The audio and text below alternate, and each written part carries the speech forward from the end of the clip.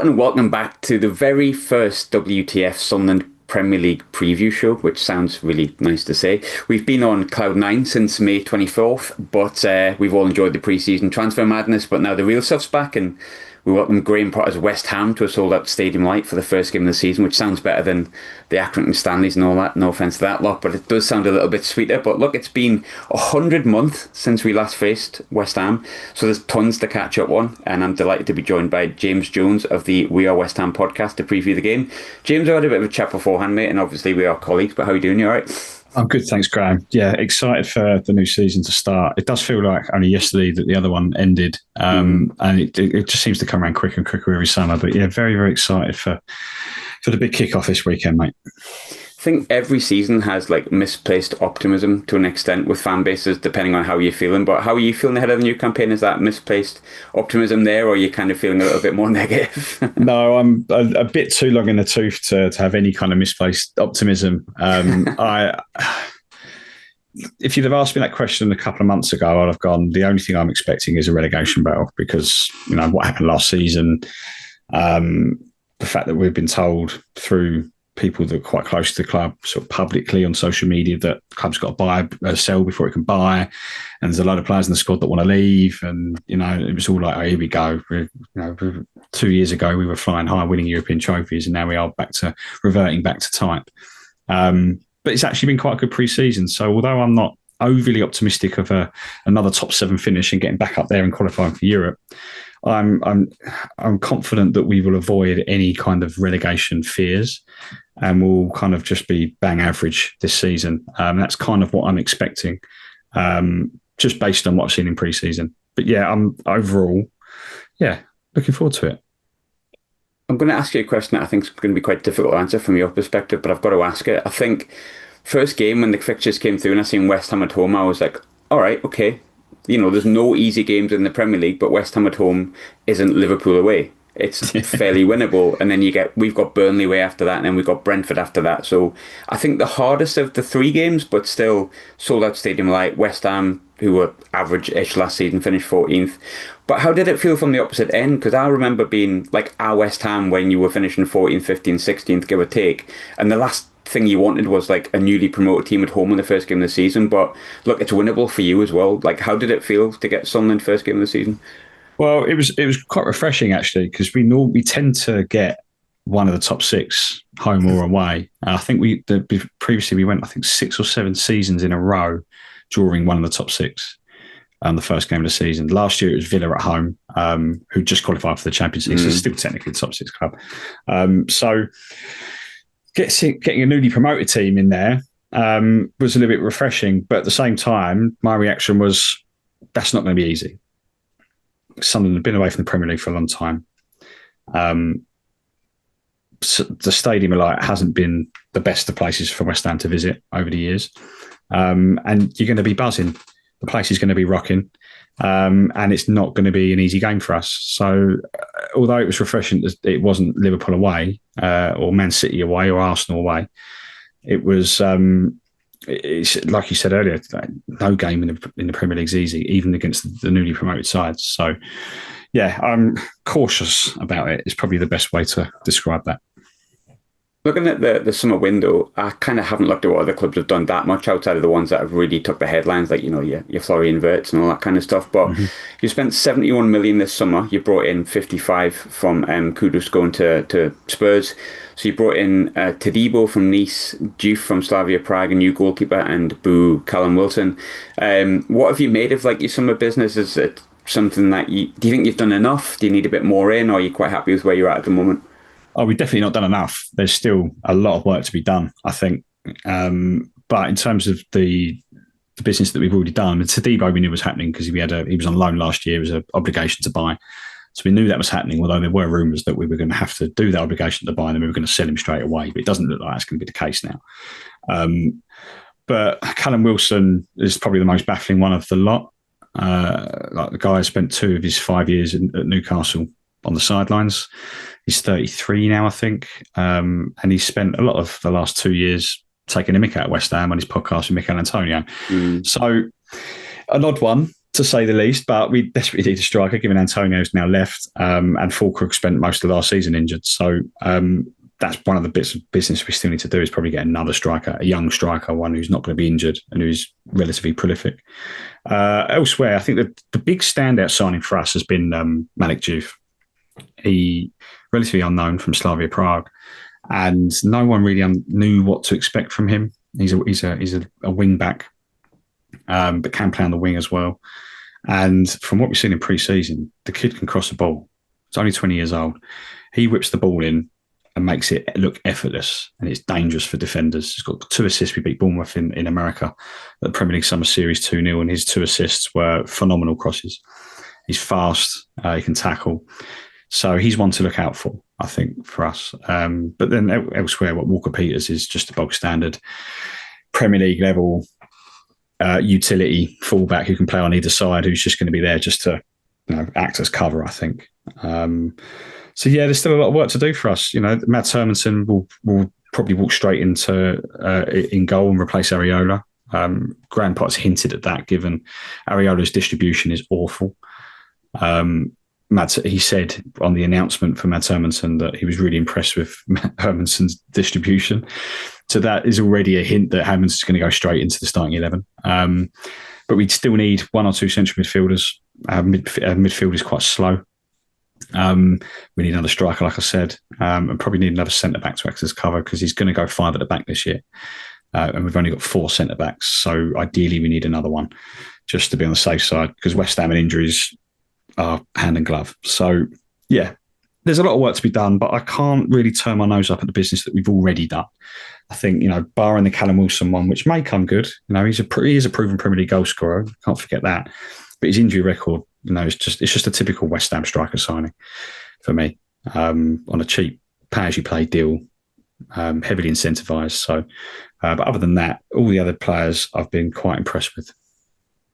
It's funny, the Callum Wilson one, because I've seen the bit of that he had come out and apologise for some comments he'd made. What is it he'd actually said? Because I don't mind having a little bit of Mag rubbing a Mag's head here and kind of giving him a bit of criticism. But I've seen he had to apologise. Well, when he was playing for Bournemouth many years ago, he scored a goal against us. I think it was it was either a last minute winner or a last minute equaliser. I think it may have been equaliser. It was 3-3 at Bournemouth. Very, very late goal, and he handballed it in, and it was like Maradona style. And it was so obvious. And that was before the days of VAR, so goal stood.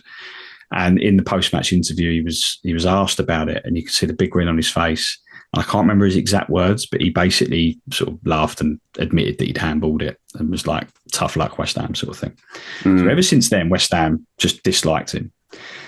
On top of that, he's basically made a career out of scoring against West Ham. I think he scored against us more than any other club in his career. His first Premier League goals was a hat-trick against West Ham for Bournemouth's first season in the Premier League, Upton Park. And then he used to, on the podcast with Antonio, he would always have a pop at us for the Conference League, calling, saying things like, you're playing farmers to Antonio, he's scoring goals against farmers while I'm playing in the Champions League and things like that. And it was like, mate, you've got to have a little bit of professionalism there. I know the podcast is designed to be 2 footballers having a bit of banter, but you've got to have a little bit of respect as well.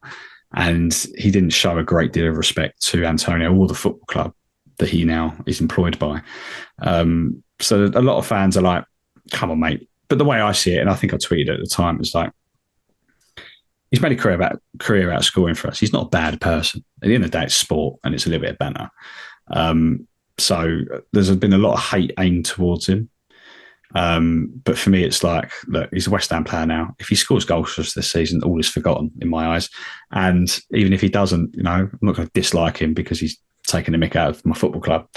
My mates take the mick out of West Ham. I don't hate them. So it is what it is, isn't it? Like, it's an odd player to sign when we need someone to stay fit for an entire season and score goals. And so you go out and get Callum Wilson under free. Just a strange one for me. talking of preseason, you've had a totally different preseason to us. Like you've had that, I think it's called the Premier League Summer Series over in America against Yeah. Bournemouth, United, Everton. How has the preseason been? Because it feels like those are, well, they are like exhibition games to be played for American fans, realistically, and you're kind of one of the guinea pigs this year. But can you make much from those games outside of the games you've obviously played, at home and abroad and stuff as well? I tend to take pre-season with a pinch of salt into Mm. results-wise.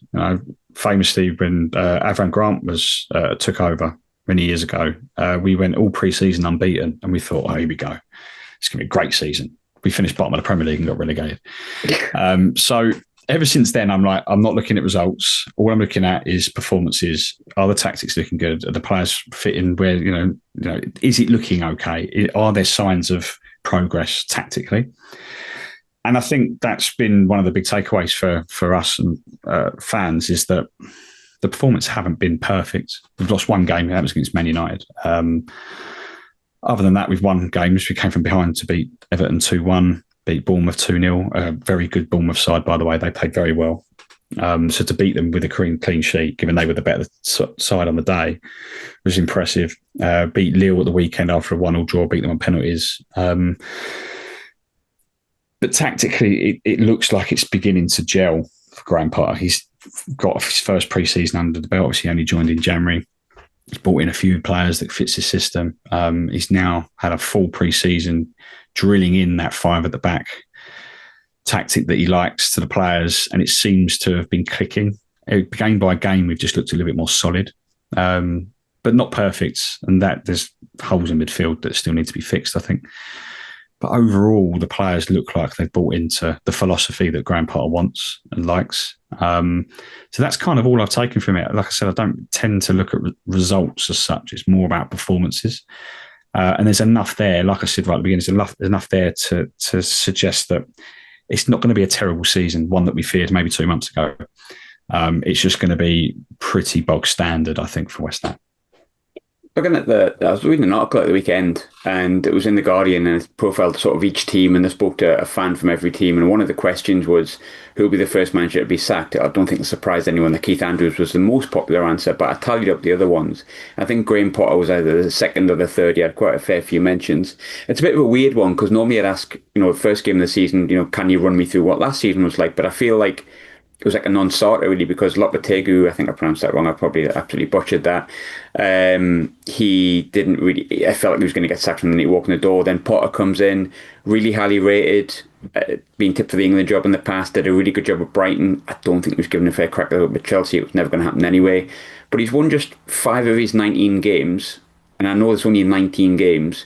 But from the outside looking in, last season when I was watching Premier League games, it felt like something wasn't quite gelling with it, and it was kind of maybe not a bad feeling, but it hadn't clicked. What is the feeling around Potter or West Ham?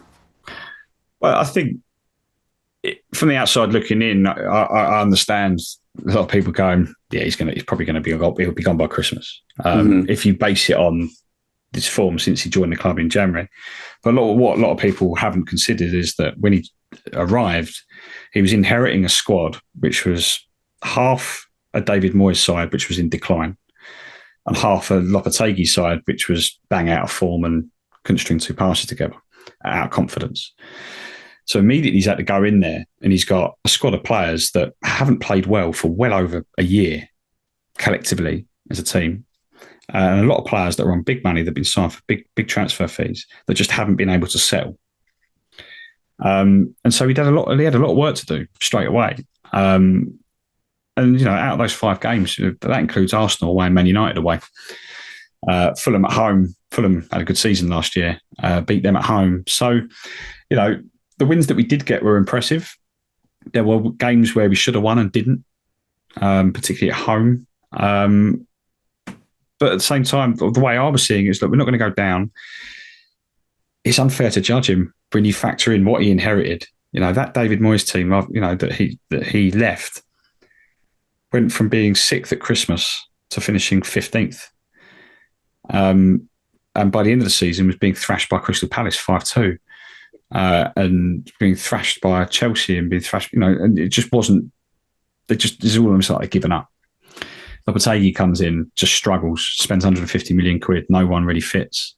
Players are out of form. Mohamed Kudus is out of form. Can't get it back. So yeah, when you consider that, it's like just give him a summer, maybe even 2 summers, and then we can then start really judging whether Graham Potter's the right manager to bring David Moyes' style success back to West Ham. Because that's all West Ham fans want is, to be in and amongst it from a qualifying for Europe perspective, and to be in a cup run every year. Now we want to be in the conversation, and for 3 years under David Moyes, we were in the conversation, and we were winning. We won a European trophy, and now they've kind of almost fallen back to type. And it's like, no, we've had 3 years there. It wasn't just a one-off season; it was 3 years. We want to be back there, and we feel like no one deserves to be there. But we feel like we're a big enough club to be in that conversation, season in, season out. And I think Graham Potter is showing the early signs that he can do that. But unfortunately, given modern day football, don't get time, but he needs time and patience, I think. But unfortunately, he probably won't get it. How difficult is that transition? Because look, like David Moyes has got not many friends at Sunderland, but he obviously did a very good job with West Ham. And I think I agree with you what you say. Like, I think West Ham are a big club that can be in those conversations, but at the same time, you've got your top 4 who compete in the Champions League. Winning a European trophy, whether it's the least European trophy or not, is massive. I was at Download Festival and there was a guy watching it, and West Ham fan with his friends, and you could hear the screams from like the entire part of the campsite when Jared Bowen scored. It's a massive moment for a club the size of a West Ham or a Sunderland, or clubs that we are really well supported, community-based clubs. But how hard is it to kind of, once you've had that level of success, the stuff that comes afterwards? Clearly it was difficult for David Moyes, clearly it's been difficult for West Ham. How difficult does that then become for West Ham when you win something, you kind of reach that pinnacle, and it's kind of like, if England won the World Cup, you'd be a little bit like, well, what now? Yeah. What happens now? Like, how hard is that? It is hard, and it's made harder for us because, the stadium move was sold to West Ham fans as the era that would bring unrivaled success. And, Karen Brady described it as world-class stadium for a world-class team. We were told by David Sullivan that the plan was for us to get into the Champions League eventually. And for 7 years after we moved into that stadium, 6-7 years, it was relegation battle after relegation battle. And then suddenly David Moyes arrives, and finally we're getting what we were technically promised, qualifying for Europe, finishing in the top 7 in the Premier League 2 out of the 3 years, winning a European trophy, our first piece of silverware for 47 years, I think it was. And now we've kind of dropped the last 2 years. We've kind of gone back to where we were when David Moyes had to come back. Maybe a little bit better than that, but it's kind of like, oh, well, is that all we're going to get? Is that all we're going to get? So it has been difficult, but I don't think it's that. The Premier League's never been more competitive in my eyes. There are, going into this new season, there are probably 12, 13 teams that could, maybe even more, maybe even 15 teams that could be looking at it going, well, we could, if we have a good season, we could qualify for Europe this season. We've got a good enough squad on paper to finish in the top 7, top 8, or go do what Palace did last year and go and win an FA Cup. But with that said, it's probably a lot harder now to kind of, you do really well, have 2 seasons where you kind of dropped off a little bit. It's probably a lot harder now than it was 3 years ago to then get back up to where you were before. There's so many teams competing. So it's been a bit of a difficult pill to swallow the last 2 years. But we really feel like we're a big enough club to be able to achieve it again. Like I said, it's not that we deserve it. I don't think any team deserves anything. It's technically a level playing field. I mean, some might argue it's not financially, but we don't deserve it. But I think we're good enough and big enough to get there again. But it has been difficult, mate. One question I need to ask, and it's always good when there's a former player that's played for you lot. We've just signed him literally a few days beforehand, and I didn't go too in depth off air, but I said, Arthur Masuaku played over 100 games for West Ham, and you went, oh, I love him. So like that was always a good sign. But what sort of left back are we getting? Because he might make his debut on Saturday, funnily enough. I mean, I didn't even know you'd signed him until you mentioned it to me before. We called him King Arthur at West Ham, and he will always be my king, if I'm honest, because let's be completely honest. He's not the best left back in the world, but he loves to step over. He loves. He's got a few tricks up his sleeve. He will try tricks where he probably shouldn't be trying them. But every now and then he will pull it off, and he will be like, "Oh my god, can't believe it!" There is a clip of him doing something mental against Tottenham when Tottenham were playing at Wembley, when Wembley was their home ground. You have to get, if you go on YouTube, if you maybe Google Masuaku skill Tottenham, you might find it. I can't remember who he skins, but the skill was just ridiculous. But other than that, you will just get a relatively safe left back. Like, he's not going to pull up trees. He's a decent crosser of the ball. His only goal from West Ham came from a cross that actually went in against Chelsea. It was a winner at London Stadium. It's not a bad cross of the ball, but yeah, I mean, he's not the best in the world, but he's also not the worst. And you will just grow to love him, I think. And I'm sure he will end up being your king as well. I've already seen the video of the girl trying to say, can you say hello to the shed heads? And he thinks she says shithead. So I was kind of like, yeah, that's kind of the vibe that we get along with. And look, I'm going to assume that he never called George McCartney the king, so I can assume he's better than the last left back we signed from you lot. George McCartney, for me, I'm not even exaggerating. George McCartney, for me, was one of the most underrated left backs at West Ham. I thought he was brilliant. He had 2 spells at West Ham, and I thought he was just one of those players where he was just safe as houses. You know, you just could always rely on him to have a 7 out of 10 game. You know, he was good for us in the first. I think he got Player of the Year the first season. Then we sold him to you lot for $1 million, bought him back for 2 years later for 6, and he was absolutely shite on his return, to be honest with you. And then he came back to West Ham again, I think, didn't he? Yeah, and improved once again. But that was the occasional old Sunderland, which of course is never going to happen in the future evermore. But the big question I asked my Chelsea supporting friend the other day, who we had on for the Mark Guiu signing, because like I said off air, I'm 40 next year. It's not like I haven't seen Sunderland in the Premier League. I've seen most of Sunderland in the Premier League or at the high end of the Championship. League One was like kind of the outlier from what I've seen, if I'm completely honest, through my time with Sunderland. But it feels like such a different division that we're going into. Like, I feel like there's players getting signed for 20 million that I've never heard of, and it's just continuous across like every team. I feel like it's a much more money-laden division than we were used to. Like, what kind of Premier League are we coming back into maybe than the one that we've seen? It would have been 8 years ago now, so say a decade ago. It's unrecognisable for me.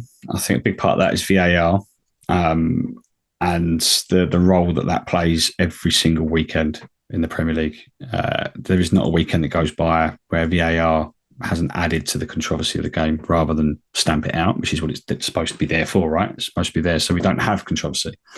And it ends up being the centre of attention. Then obviously you've got the money. Everyone knows, you know, like you said, you know, players getting for 20 million never heard of. I remember West Ham signing Andre Ayew for 20 million and being like, that's a record fee for West Ham. £20 million. I can't believe we just spent £20 million on one player. These days, £50 million is the new 20 million in the Premier League. And, you know, you've got players the club's just chucking £50 million at players that just aren't worth that.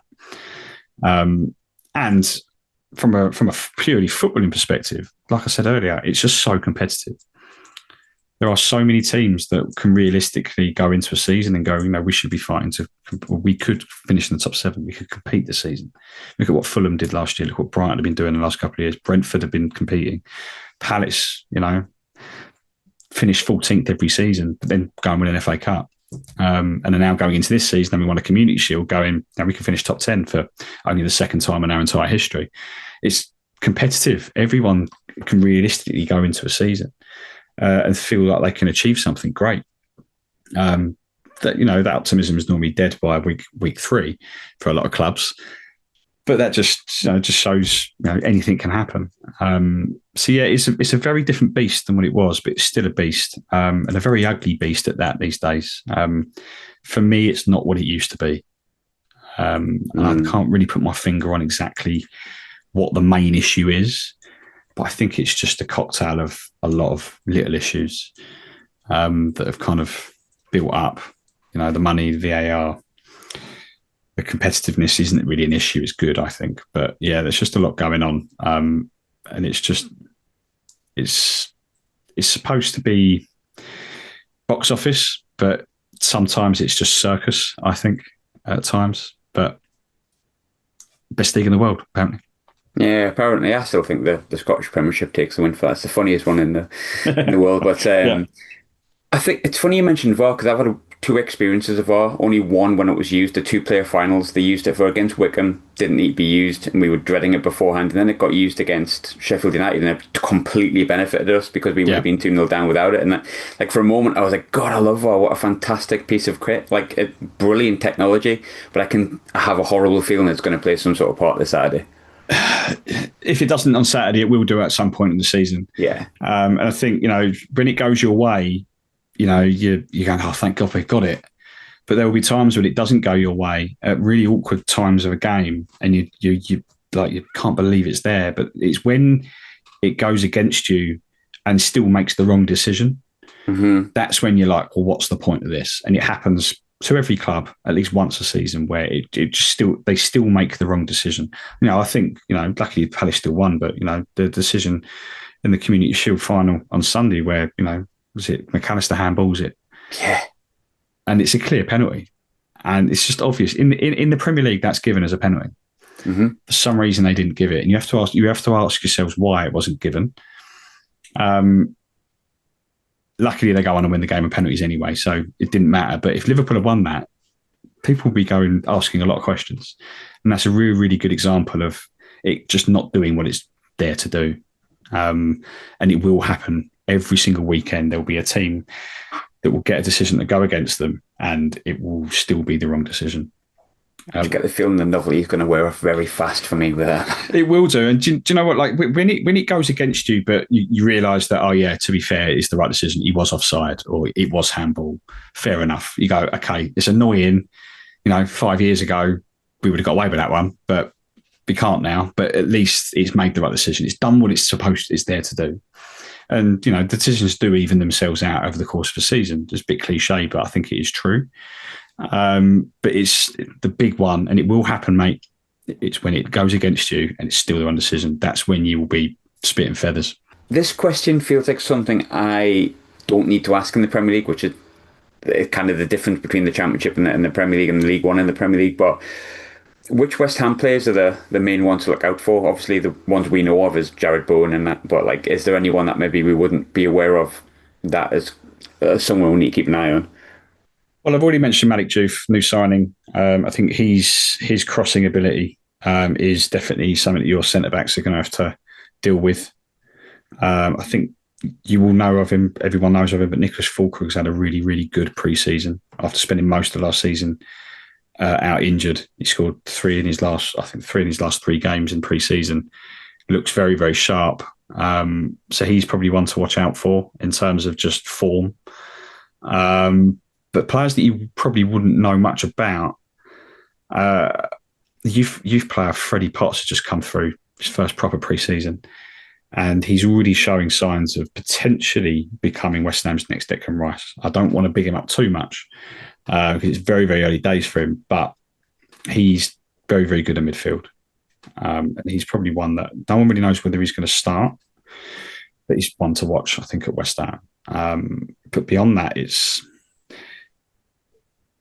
there aren't many that Sunderland fans aren't going to know of. I think if we do keep him, and we're not going to sell him before the weekend, so he should be in the starting 11. But Lucas Paquetá, after being cleared, already looks like a different player, almost like a new signing. You can just tell he's just happier on the pitch, happier on the ball, and he's on one. So again, he's probably one that might need to be stopped at the weekend because he's going to be up for it. But yeah, other than that, you guys will know exactly what to expect from the rest of the players, especially Jared Bowen, because that guy is going to have another fantastic season. Yeah, he's pretty good, isn't he, unfortunately for us. But another maybe more interesting question, I started changing this last year. It was like, which players have caught your eye from Sunderland? But I changed it to which player would you take from our squad to put into yours? probably not as obvious as it was last year with championship teams, and I'm aware that a Liverpool fan might laugh at that question, but nonetheless, I will pose the question to yourself. If there's one player you could take out of a Sunderland's team, and we've had a good pre-season, who is it that you would take to put in the squad? Well, I've got the squad list up. I had to refresh my memory of who's in the squad. Obviously, you've made quite a lot of signings this summer, so I thought I'd just have a little look. Granit Xhaka's an obvious one. I've said a couple of times on this that we need a midfielder. I feel like he could have been pretty useful for us given what we need. I noticed that you got a player in. I'm presuming he's a youth player called Harrison Jones. That's my son's name. And I would love to see my son play for West Ham in the future. So potentially. But one that always stands out is Luke 09, but purely because he just reminds me so much of Mark Noble in terms of just the passion he has for the club. I know he's injured at the moment, but he's almost ever present. Watching him on the documentaries, you could just tell that he'd give everything for the shirt. He'll probably end his career there, and just has that Mark Noble feel about him, but from a Sunderland perspective. It would have been Bellingham, but obviously he's gone. But I'm sure after Sunday, if you win, I'll be messaging you going, oh, can we have him instead? Can I have him instead? Because he scored the winner in the 95th minute or something. I'm in a Dingra from Brighton. He was quite good last year for Brighton, from what I remember. So maybe he's another. I did notice you've got a couple of ex-West Ham youth players. Pierre Ekwa and Adji Elise are both ex-West Ham. So they are, yeah. Well, ex-West Ham youth. God knows what's happening with Ekwa at the moment, because he was away on loan last year and apparently he signed a deal, but apparently he didn't know he'd signed a permanent deal to go away, so he's trying to get out of it. I don't think he's going to be here. And unfortunately, Adji, and I can't speak for every Sunderland fan, but I'm sure a lot of Sunderland fans will agree, a really, really good defender that is literally made of, like, what's-its, unfortunately. So he's injured again, but look, if he could stay fit more often, I have no doubt that he could make the step up, because he's been really good in these parts. But I think this is his third season he's been here, and I think he's had about 4 longer-term injuries, which is such a shame, because really good at left back, really good as a left-sided centre back, really good at centre back. He actually played the first 4 games of last season when I don't think we conceded a goal in the first 4 games, and he was at centre back with 09, and then I don't know, I think he walked out the stadium the wrong way and done his calf or his hamstring, and then he was out for 8 months, and then these things happen. But if you're listening, Adji, please just try and stay fit, because I think we both would like to see you play on a more regular basis. But Ekwa, God knows where he's at the moment, bless his heart. All the skills, unfortunately, I don't think the attitude's quite there. But, good luck to him. Final question would be predictions. I feel like I should be going with the Sunderland win, but I honestly feel it in my head and in my heart like it's going to be a 1-1.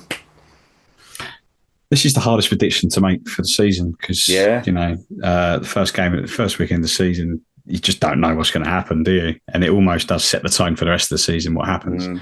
I'm gonna say West Ham are going to win 2-1, but that's only because I don't want to match you and go 1-1 as well, because that's just makes boring listening. So I'm going to go 2-1 West Ham, but it's going to be a battle, and I wouldn't be surprised if it was a late winner, or if it was a penalty from a VAR decision or something like that seals it. But yeah, it'd be a very tight game. But I'm going to back us to come away with 3 points. I'll take a 1-1, I think, and I think I'll be happy with that. But James, thanks for joining me. Always a pleasure. I hope you have a horrendous and horrible weekend, but I'm sure you feel the same way, mate. I do, but at the same time, I hope you guys enjoy your first season back in the top flight and have a great season after this weekend, obviously.